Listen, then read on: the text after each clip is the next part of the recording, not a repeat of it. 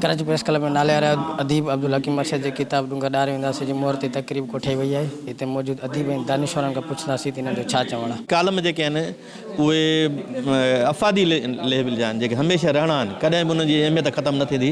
छाकाणि त उन में अहिड़ा मौज़ू चूंडिया विया आहिनि जेके हर दौर में असांजी रहनुमाई कंदा, ईंदड़ वक़्त में बि नौजवाननि जी रहनुमाई कंदा। ऐं हू पाण बि हिकिड़ो कमिटेड ऐं सचो माण्हू हुयो, आदर्शी माण्हू हुयो, पंहिंजे नज़रनि सां आख़िर ताईं सचो रहियो ऐं कॾहिं बि कोन हटियो। हिन जे कालमनि में बि इहा ई हिकिड़ी ॻाल्हि आहे। उहे कालम जेके आहिनि आरदी बुनियादनि ते न आहिनि त जीअं अख़बार जी कालम थींदा आहिनि त माण्हू हिकु ॾींहुं पढ़ी करे उनखे विसारे छॾे, पर हीअ अहिड़ा कालम आहिनि जेके असां उनखे हमेशह यादि रखी सघूं था। अब्दुल हकीम अरशद हिकु तमामु बहितरीनु शाइर हुयो, हिकिड़ो अदीब हुयो, हिकिड़ो सोचींदड़ हुयो, हिकिड़ो कालम निगार हुयो।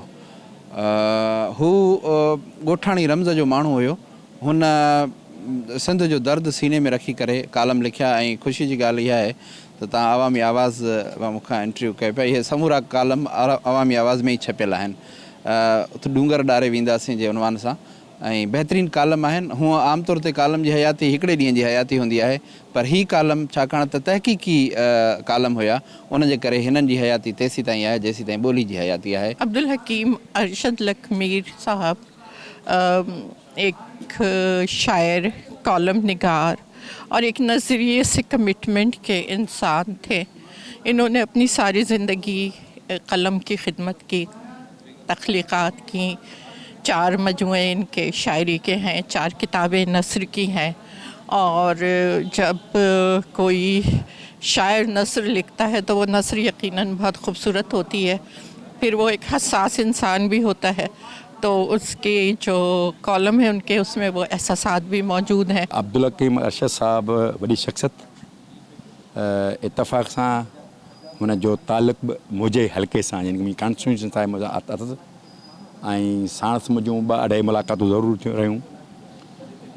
उन खां पोइ संदसि फ़र्ज़ंद राशिद सां मुलाक़ात थींदी रहंदी आहे। मूंखे अॼु हिते अचे संदसि किताब जी महूरत वारे प्रोग्राम शिरकत जो जेको मौक़ो मिलियो आहे, ऐं पंहिंजे लाइ इंतिहाई फ़ख़्र जी ॻाल्हि थो महसूसु कयां, ख़ुशी जी ॻाल्हि थो महसूसु कयां। ऐं अॼु हिते अची कुझु अदीबनि, ॾाहनि, शाइरनि खां हिते कुझु सिखियो आहियां। अब्दुल हकीम अरशद साहब सिंध जे हिकिड़े सच जो सिपाही हो।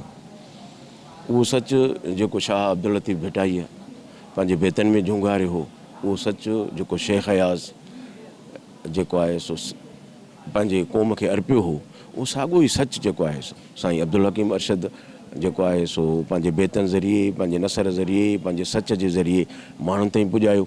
ऐं मां सम्झां थो त साईं अब्दुल हकीम अरशद जो पैगाम जेको आहे उहो अहिड़ो आफ़ाक़ी पैगाम आहे, जीअं चइबो न त बाबा भिटाई जो जेको रसालो आहे आफ़ाक़ी आहे, ऐं साईं अब्दुल हकीम अरशद बि भिटाई जे मट मां पाणी पीतो आहे। हिन किताब जो ख़ासि करे टॉपिक आहे त डूंगर डारे वेंदासीं। इहा बि हिकिड़ी वॾी ॻाल्हि आहे त तव्हां अगरि हिमत कयो था, तव्हां पंहिंजे मसइलनि सां विढ़ो था, त तव्हां ज़रूरु पंहिंजी कामयाबी हासिलु कयो था।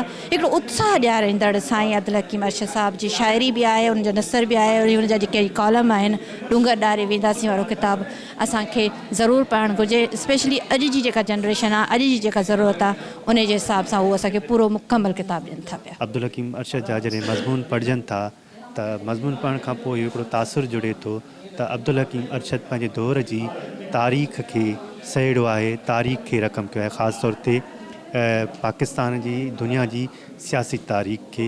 ऐं उन तारीख़ खे त हुन सहेड़ो आहे, पर हुन पंहिंजनि मज़मूननि में हिकिड़ो पैगाम बि ॾिनो आहे, हिकिड़ो मैसेज बि ॾिनो आहे, मस्बत मैसेज ॾिनो आहे सिंधी माण्हुनि खे, सिंधी क़ौम खे, दुनिया जे माण्हुनि खे। कैमरामैन फराज़ मीनाणी सां गॾु सादिक सुमरो, अवामी आवाज़ TV, कराची। विज़िट कयो अवामी आवाज़ मीडिया ग्रुप जी वेबसाइट awamiawaz.pk।